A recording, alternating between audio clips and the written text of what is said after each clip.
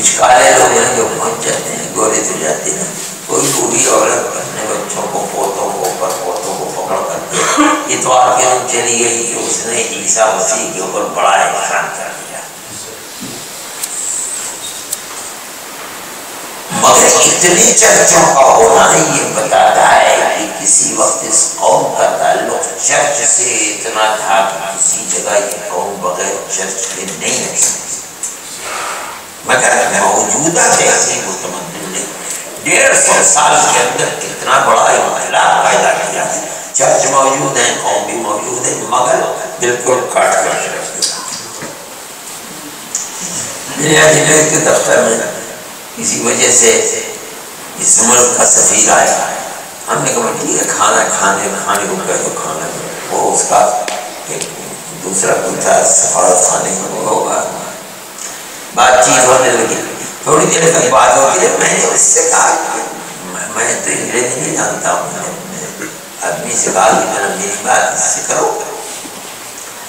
میں نے کہا کہ اگرچہ عیسائیت دنیا کے اندر ہے اور بہت سے یورپ کے ملک ہیں عیسائی ملک ہے، لیکن عیسائی مذہب کا تعلق اور اس کی بنیاد جڑی ہوئی ہے برطانیہ سے. مرکز آپ کا ملک ہے عیسائیت کا، امریکہ اور فرانس نہیں. میں یہ دیکھتا ہوں کہ چرچ 150 سال اور 200 سال اور 100 سال پہلے کے بنے ہوئے ہیں اور ہر جگہ ہیں. اس سے میں سمجھتا ہوں کہ کسی وقت قوم کا تعلق چرچ سے اتنا تھا کہ وہ بغیر چرچ کے کہیں نہیں رہ سکتی تھی. لیکن آج کی صورت یہ ہے کہ چرچوں کے دروازوں کے اوپر مٹی کا ڈھیر رکھا ہوا ہے. کوئی تو جاتا نہیں ہے چرچ میں. اگر کوئی گیا بھی ہفتے میں ایک دن چلا گیا، کوئی بوڑھا چلا گیا، کوئی کالا چلا گیا، تو آخر مذہب کی بنیاد، مذہب کا مرکز برطانیہ ہے اور مذہب اپنے مذہبی مقامات سے ہٹا ہوا ہے. تو کیا ہے کیا؟ جب میں نے کہا تو پھیل گیا ہو گیا. لوگوں نے چرچ بنا بھی لیے تھے بہت زیادہ. میرے لیے تو جواب نہیں. جن لوگوں نے بنایا تھا تو ایسا تھوڑی کہ بنا کر کے چھوڑ دیا تھا، وہ تو جاتے تھے. آج کیوں نہیں آئے؟ نہیں جواب دیا، خاموش بیٹھے. میں کہتا ہوں یہ تہذیب و تمدن جس نے عیسائیت کو کے رشتے کو چرچ سے بیگانہ کر دیا، توڑ دیا، کاٹ دیا، میرے بھائی یہ تہذیب و تمدن تم کو اور تمہاری آنے والی نسلوں کو مسجدوں سے جوڑے رکھے گا.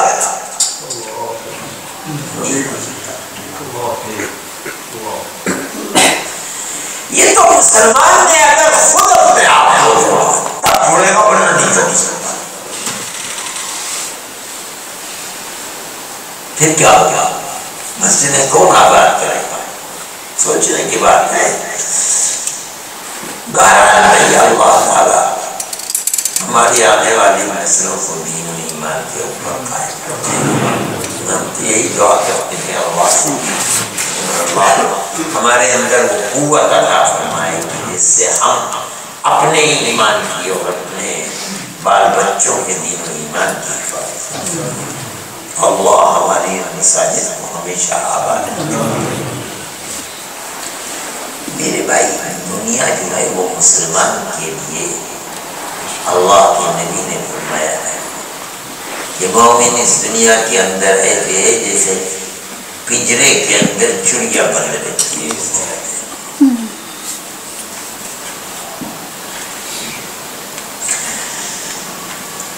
دنیا جنت کافر کے لیے ہے، مومن کے لیے نہیں. سجن المومن، یہ تو قید خانہ ہے. کیا مطلب ہے؟ ہر قدم پر یہ ہے قید کہ اگر نظر اٹھا رہا ہے تو دیکھ حلال ہے حرام، کان لگا رہا ہے تو دیکھ حلال ہے حرام، زبان اٹھا رہا ہے تو دیکھ حلال ہے حرام، قدم بڑھا رہا ہے تو سوچ حلال ہے حرام، ہاتھ بڑھا رہا ہے دیکھ حلال ہے حرام. تو قد خانہ تو ہی گیا. اور کافر کھلی ہوئی چولہے جو جی چاہے گا.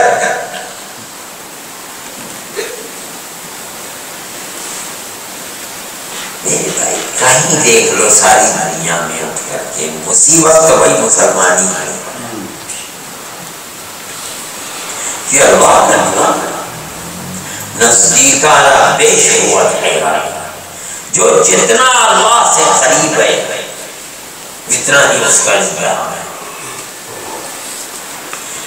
اللہ کے انبیاء اللہ کے سب سے پاکیزہ بندے ہیں، مگر جتنی مصیبتوں کا شکار وہ ہوتے ہیں عام بندے اتنی مصیبتوں کا شکار نہیں ہوتے.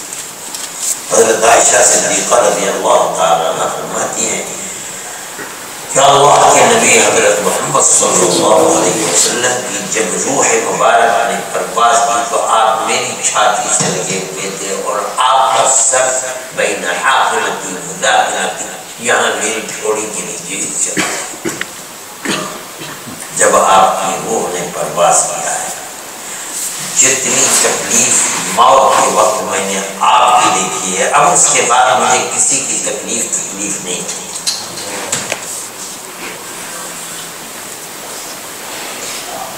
میرے بھائی یہ اللہ کی حکمت ہے. اب دیکھو تو مسلمان ساری دنیا میں جہاں بھی دیکھو گے کہ کسی قوم کی گردن پر خنجر چل رہا ہے اور سینے پر دشمن کی بندوق لگ رہی ہے مسلمان کی ضرورت کو ملے گا. دیکھو برما میں دیکھ لو پھر آگرہ ہندوستان میں دیکھ لو آج کل سوریا میں دیکھ لو افغانستان میں دیکھ لو کہاں کوئی آئے اعلیٰ مسلمان کوئی بھی نہیں.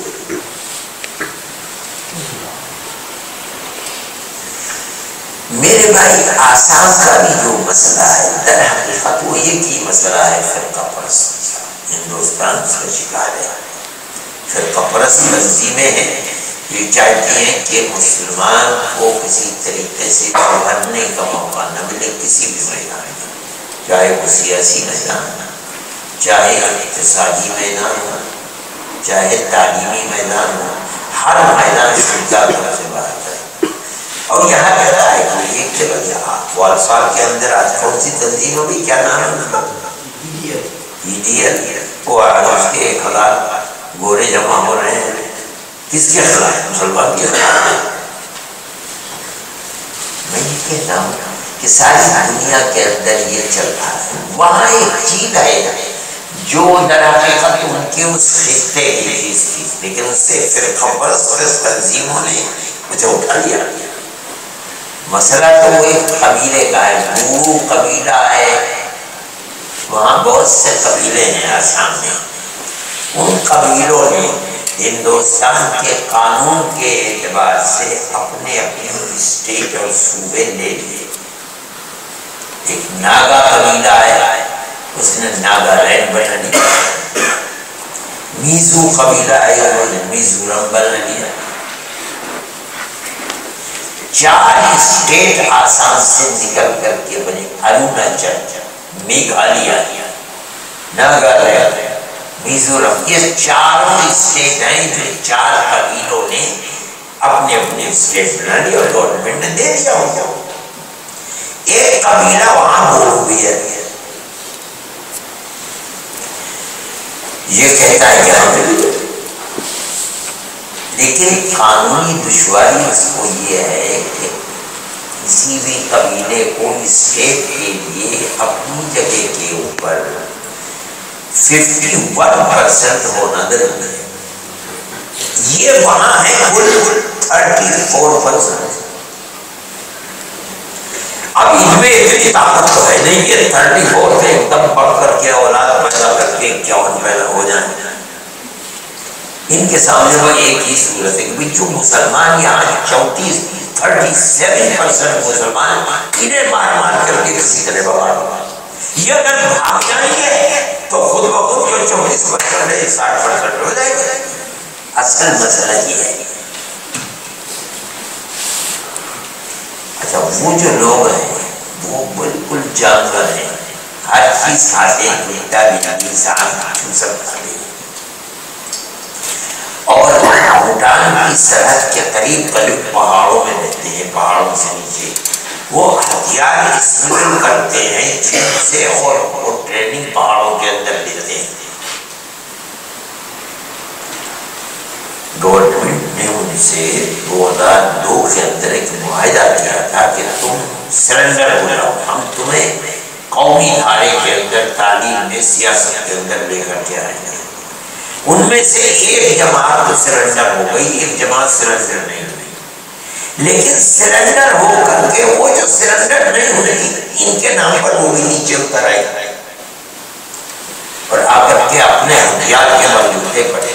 انہوں نے الیکشن لڑا اور الیکشن لڑ کر کے کامیاب ہو کر کے وہ اسمبلی میں چلے گئے۔ اب وہ لوگ چونکہ ہتھیار میں اور مسلمان ہتھیار میں ہیں، اس لیے انہوں نے ہتھیار کے بلبوتے پر آج سے تقریباً 20 سال پہلے بھی کچھ مسلمانوں کو اسی طرح نکالا تھا۔ تقریباً 5000 خاندان، اس میں کچھ ہندو بھی تھے کچھ مسلمان بھی۔ اب پھر دوبارہ یہ کھیل انہوں نے کھیلا۔ اب بہت بڑی تعداد ہے، تقریباً 3.5 لاکھ 4 لاکھ مسلمان تھے جن کو انہوں نے نکال دیا، ان کے گھروں کو جلا دیا۔ فرقہ پرست تنظیمیں، بی جے پی، RSS، بجرنگ دل، شیو سینا، انہوں نے سب نے ان کو ان کی سرپرستی کی اور کہا کہ جو مسلمان ہیں تو سب بنگلہ دیش کے آئے ہوئے ہیں، حالانکہ جو ہے یہ تو سینکڑوں سال سے وہاں آباد ہے۔ ان لوگوں کو نکال کر کے باہر مار دیا۔ یہ لوگ آسام کے اندر آئے، پرائم منسٹر جا رہے تھے، مجھ کو پتہ چلا کہ کل کو جا رہے ہیں پرائم منسٹر، تو میں نے ان کو ایک خط لکھا اور یہ کہا کہ سب سے پہلی اور بنیادی چیز یہ ہے کہ ان مسلمانوں کو جو باہر آ گئے ان کو اپنی جگہ پر آباد کیا جائے، اور اس کے لیے میں نے ان کو خط میں لکھا کہ سب سے بنیادی چیز تو ہے سیکورٹی۔ آپ ان کے لیے پرماننٹ پولیس کے پیکج بنائیے جہاں جہاں سے اٹھے، تاکہ یہ لوگ وہاں رہ سکیں اور ان کے اندر صرف ہندو اور مسلمان سپاہی رکھیں، آپ بوڑھوں کو نہ رکھیں۔ اور دوسری بات یہ ہے کہ یہ علاقہ غیر قانونی اسلحہ اور آرمز کا مرکز بنا ہوا ہے، آپ سرنڈر کرائیے۔ جب تک یہ 2 چیزیں نہیں ہوں گی یہ لوگ آزاد نہیں ہو پائیں گے۔ میری اس تجویز پر رات میں سونیا جی سے ان سے بات ہوئی اور اگلے دن جا کر کے انہوں نے وہاں اعلان کر دیا۔ چنانچہ 103 پیکج انہوں نے بنائے ہیں۔ ایک ضلع کے اندر 63 جو سب سے بڑا ضلع ہے کوکرا جھار، اور دوسرا ایک ضلع ہے اس کے اندر انہوں نے 25 بنائے ہیں اور 7-8 جگہ کی بنائے ہیں۔ 103 بنائے اور یہ اعلان منسٹر نے باہر جا کر کے کیا، پرائم منسٹر نے کیا کہ یہ غیر قانونی اسلحہ کی جگہ ہے، اس چیز کو بات اور ہم کریں گے۔ وہ آ گئے، پھر مجھے پتہ چلا کہ سونیا جی جا رہی ہیں۔ سنیچر کے دن مجھے پتہ چلا وہ پیر کے دن جا رہی، تو میں نے ان کو کہا کہ یہ لوگ ایسے ہیں، خط لکھا میں نے ان کو اور راہل کو بھی لکھا کہ یہ لوگ ایسے ہیں کہ جو اپنے جسم پر جو جس حال میں تھا اسی حال میں نکل کر کے چلایا۔ ایک تو یہ کہ ان سے یہ فرقہ پرست تنظیمیں یہ کہہ رہی ہیں کہ اب وہی لوگ جائیں گے جن کے پاس شناختی کارڈ ہوگا یا وہاں کی نیشنلٹی کی کوئی چیز ہوگی۔ میں نے ان کو کہا کہاں سے نیشنلٹی کی چیز ہوگی، جب جس کپڑے میں مرد تھا اور عورت تھی اسی میں چلایا اور جو کچھ تھا چلا گیا، کہاں سے پیش کر سکیں گے؟ آپ ان کو وہاں واپس کیجیے، تب یہ اپنے کاغذات 6 مہینے میں، سال میں دوبارہ نکلوائیں گے اور آپ کو پیش کریں گے۔ اگر کوئی پیش کرتا ہے ٹھیک ہے، نہیں پیش کرتا آپ جو چیک کریں گے۔ میری اس تجویز کو انہوں نے فوراً قبول کیا اور لکھا۔ دوسرے میں نے یہ کہا ان سے کہ آپ وہاں کی آسام گورنمنٹ نے 30,000 روپیے پر خاندان دینے کا وعدہ کیا مکان بنانے کے لیے۔ آپ جا رہے ہیں، آپ کانگریس کی چیئرپرسن ہیں، آپ اس کو بڑھا کر کے 50,000 کا اعلان کر دیجیے۔ انہوں نے نے جا کر کے یہ بھی کر دیا کہ ہم جتنی بھی ضرورت ہوگی 50,000 سے زیادہ کی ہوگی نہیں. لیکن جو وہاں اب اس کے بعد کانگریس میں بدل شروع ہو گئی مرکز میں، وہ گھوٹالا کوئلے کا ہو گیا، اس میں پرائم منسٹر خود ہی ڈوبنے لگے، اور بی جے پی کہہ رہی ہے ہم تو مانتے ہی نہیں، علاوہ اس کے تو پرائم منسٹر استعفیٰ دے. کانگریس جب گئی کہ ہم استعفیٰ نہیں دیں گے، بحث کرو پہلے. اس میں آتے وقت ہی نکل گیا وہ ادھر. اب اس کے بعد یہ ہوئی کہ منسٹری تبدیل کرنے کے لیے ادھر ادھر شروع ہو گئی. آج کل میں تبدیل ہو چکی ہوتی منسٹری تو ممتا نے اس کو اپنا استعفیٰ ممتا نے اپنے گورنمنٹ کی جو امداد تھی اس کو کر دیا. اب اس سے کانگریس نے پلٹا کر کے ملائم سنگھ کو اور وہ جو دوسری عورت ہے یو پی کے اندر اس کو پکڑا. یہ پکڑے گئے مگر ابھی تک چین سے گھوم نہیں گئے. کانگریس محفوظ تو ہو گئی لیکن اس کو اپنی منسٹری میں تبدیلی لانی تھی. یہ جو پندرواڑا ہے 10-15 دن یہ بہت منحوس سمجھے جاتے ہیں ہندوؤں کے نزدیک، لہٰذا اسے تبدیل کر دیا. اب یہ سب کچھ اگلے مہینے کی 13-14 تک چلا گیا. ہم اس میں پھنس گئے. میں نے کل بھی خط سونیا جی کو بھجوایا ہے اور یہ کہا ہے کہ گوگوئی یعنی آسام کی گورنمنٹ نے جتنے وعدے کیے تھے اب تک کچھ بھی نہیں کیا. آپ ان وعدوں کو پورا کریں. اگر آپ نہیں کریں گے تو 14 کے الیکشن میں آپ کو اس کا خمیازہ بھگتنا پڑے گا. میں آج بھی کہہ رہا تھا کہ ہوم منسٹر سے جمعرات کے دن کا وقت لو، میں جمعرات کی صبح کو پہنچ جاؤں گا، میں ملوں گا ان سے. اور سونیا جی سے بھی میں نے کہا کہ وقت لو ان سے تاکہ میں جا کر کہوں یہ بتائیے کہ کیا کرنا کیا ہے. اگر آپ یہ کہتی ہیں کہ مسلمان اپنی جگہوں پر آباد نہیں ہوئے تو آپ تیار رہیں اس لیے مسلمان تو اپنی زندگی انہیں مشاکل اور مسائل میں گزارتا آیا ہے. ہم جو کر سکتے ہیں وہ کریں گے. ہم نے سوچا ہے کہ ہم آخری حد تک اس کی کوشش کریں گے کہ ان کو وہیاں آباد کر وہ لے جا کر کے، اس لیے کہ اس وقت میں تقریباً 2 لاکھ مسلمان ہیں. کون ان کو آباد کرا سکتا ہے؟ 2 لاکھ مسلمانوں کے لیے کم از کم 60-70 ہزار مکانات بنا کر کے کون مائی کا لال ہے؟ وہ گورنمنٹ ہی کر سکتی ہے تو کر سکتی ہے. کوئی این جی او کر سکتا ہے 60 ہزار مکان بنا کر کے دے دے. مگر ہم آخری وقت تک کوشش کریں گے، اور اگر خدا نہ خواستہ کوئی صورت نہیں بن پاتی تو بھائی ہم جو کر سکتے ہیں وہ کریں گے، مگر ابھی نہیں کریں گے. اگر ہم نے آج شروع کر دیا یہ کام تو وہ تو تعلیم مجانے کی گئی نعمت آنے دو تم کرو جی کر سکتے ہو. بڑا خراب کھیل ہوگا.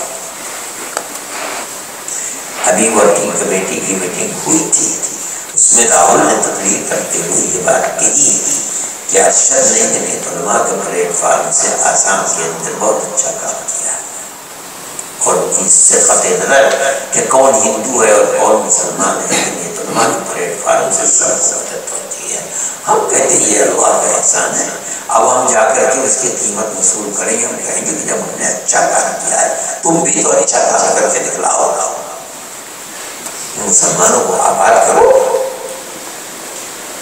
ہم نے یہ بھی طے کیا ہے کہ ہم برات کی بنیاد پر ان کے بچوں کو، وہ علاقہ بہت پسماندہ علاقہ ہے، نہ ان کے پاس علم ہے، نہ دین ہے، نہ ان کے پاس دنیا کا علم ہے، بالکل ایسے جانوروں کی طرح سے.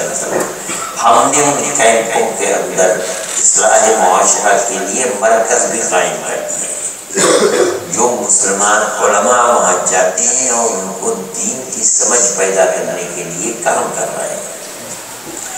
ہم اس وقت تک تقریباً 71 لاکھ کا سامان انہوں نے تقسیم کر چکے ہیں. ابھی بھی میں نے 3-4 دن ہوئے میں نے ایک جگہ کہا تھا ساڑیوں کے لیے 2 لوگ کتنی ہزار ساڑیاں وہاں سے آ کر کے اعظم گڑھ اور مئو سے وہاں پہنچ گئی. یہ 19 ٹن جو سامان تھا وہ کہیں اور چلا گیا تھا، ڈومری کے بجائے ڈبروگڑھ چلا گیا. اس کے آنے میں 1 مہینے کی دیر ہو گئی. لیکن بہرحال جمعیت علماء جو کر سکتی ہے، ہم جب پہلے دن رمضان میں پہنچے تو اسی دن ہم نے حالات کو دیکھ کر کے میں اپنے ساتھ پیسہ لے کر کے گیا تھا 8,21,000 کا شاید ہم نے سامان لنگیاں اور ساڑیاں خرید کر کے کیمپوں کے اندر تقسیم کا معاملہ شروع کر دیا. اور تو گوئی سے میری خود بات ہے، میں مل نہیں سکا، اس لیے میں رات میں 11 بجے ڈھاکہ میں وہاں پہنچا گوہاٹی اور صبح کو میرا جہاز تھا. مگر میں نے ہوائی اڈے جاتے ہوئے ٹیلی فون پر ان سے بات کی تو مجھ سے اس نے یہ وعدہ کیا تھا کہ 15 دن میں واپسی شروع ہو جائے گی. میں نے یہی سونیا جی کو لکھا ہے کہ مجھ سے خود وعدہ 15 دن کا کیا تھا، لیکن آج 2 مہینے سے زائد ہو گئے، کچھ نہیں ہو سکتا. اب جا کر کے پھر لڑائی لڑی جو کیا جائے. ہمارا تو حج میں جانے کا پروگرام تھا، ہم نے وہ بھی ملتوی کر دیا. ٹھیک ہے یہاں کام کریں گے، اللہ چاہے گا اس کے بعد خدا توجہ دے گا تو عمرے کے لیے چلے جائیں گے. جمعیت علماء جو کر سکتی ہے اس کے پلیٹ فارم سے میرے بھائی ہم تو کر رہے ہیں. اب کیا نتیجہ نکلتا اللہ جو نتیجہ نکالے گا اسی قبضے جو کام کر سکتے ہیں نکالتے ہیں. دعا کیجیے اللہ ہمیں کامیابی عطا فرمائے اور مسلمان کے اوپر سے ظلم و زیادتی کے بادل اللہ چھانے اور ظالموں کو اللہ کیف اقتدار کرتا. برما کے سلسلے میں ہم کچھ کر نہیں سکتے اس لیے کہ وہ دوسرا ملک ہے، لیکن میں نے دلائی لاما جو ہمارے یہاں ہیں جو ریفیوجی بن کر کے رہ رہے ہیں تبتی بہت لوگ، تو میں نے دلائی لاما کو خط لکھا. میں نے یہ کہا کہ آپ ایک مذہبی پیشوا ہیں اور جمعیت علماء ایک خالص مذہبی جماعت ہے، اس کا کوئی تعلق سیاست سے نہیں ہے ہمارا. ہم اس حیثیت سے آپ سے کہتے ہیں کہ وہاں بدھسٹ ہیں سب کے سب، آپ کے ہم مذہب ہیں، آپ جائیں اور جا کر کے اس انسانیت سوز حرکت کے خلاف کام کریں. وہاں جا کر کے وہ اس کے آفس سے جواب ملا کہ یہاں امریکہ گئے ہوئے ہیں، خدا جانے اب تک وہ پہنچا کہ نہیں پہنچا. پھر میں نے دوسری بات سوچی، میں نے کہا کہ جتنے بھی سفارت خانے ہیں ان کو میری طرف سے خط لکھو. میں نے ایک خط مرتب کیا اور اسی مضمون کا کہ ہم جمعیت علماء ایک غیر سیاسی اور مذہبی جماعت ہے، قطع نظر اس کے جن لوگوں پر ظلم و زیادتی ہو رہی ان کا مذہب کیا ہے، ہم اس ظلم و زیادتی کو انسانیت کے خلاف ایک انتہائی خراب حرکت سمجھتے ہیں اور ہم آپ سے کہتے ہیں کہ آپ کیوں خاموش ہیں. آپ اپنی حکومتوں کو متوجہ کریں کہ وہ اس سلسلے کے اندر آواز اٹھائیں.